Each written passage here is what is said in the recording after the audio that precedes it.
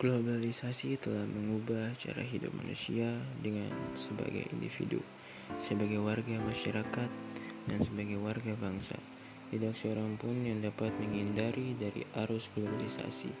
Setiap individu dihadapkan pada dua pilihan, yakni dia menetapkan dirinya dan berperan sebagai pemain dalam arus perubahan globalisasi, atau dia menjadi korban dan terseret derasnya arus perubahan globalisasi. Arus globalisasi juga masuk dalam wilayah pendidikan dengan berbagai inflasi dan dampaknya, baik positif maupun negatif. Dalam konteks ini, tugas pemeran guru sebagai ujung tombak dunia pendidikan sangat berperan. Tugas peranan guru dari hari ke hari semakin berat.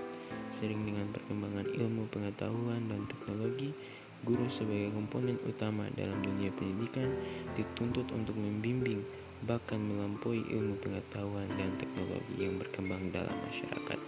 Melalui sentuhan guru di sekolah, diharapkan mampu menghasilkan peserta didik yang memiliki kompetensi tinggi dan siap menghadapi tantangan hidup dengan penuh keyakinan dan percaya diri yang tinggi. Dan berbicara mengenai keterampilan dapat menunjukkan pada aksi khususnya ditampilkan atau pada sifat di mana keterampilan itu dilaksanakan.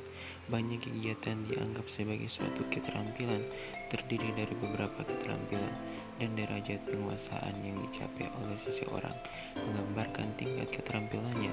Hal ini terjadi karena kebiasaan yang sudah diterima umum untuk menyatakan bahwa suatu atau beberapa pola gerak atau perilaku yang diperluas bisa disebut dengan keterampilan.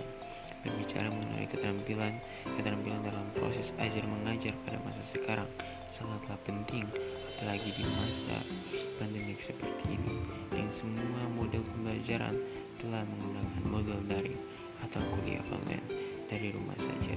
Di sini semua para pengajar dituntut untuk melakukan berbagai keterampilan pembelajaran yang kreatif agar para siswa-siswi aktif dalam pembelajaran daring yang dilaksanakan.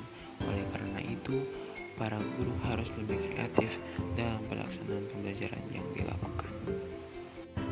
Proses belajar mengajar pada dasarnya merupakan suatu pola interaksi antara peserta didik dengan pendidik.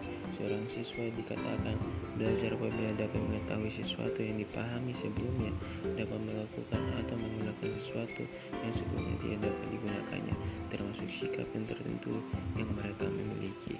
Sebaliknya, seorang guru yang dikatakan telah mengajar apabila dia telah membantu siswa untuk memperoleh perubahan yang dikehendaki. Di sini guru sebagai fasilitator dalam proses belajar dan mengajar yang bertugas menciptakan situasi atau kondisi yang memungkinkan terjadinya proses belajar mengajar yang lebih efektif dan efisien. Sebelum mengajar, guru harus mencernakan kegiatan pengajaran secara sistematis sehingga dapat terampil dalam proses belajar mengajar. Guru di sini adalah salah satu komponen manusiawi dalam proses belajar mengajar yang ikut berperan dalam usaha pembentukan sumber daya manusia yang potensial dalam bidang pembangunan.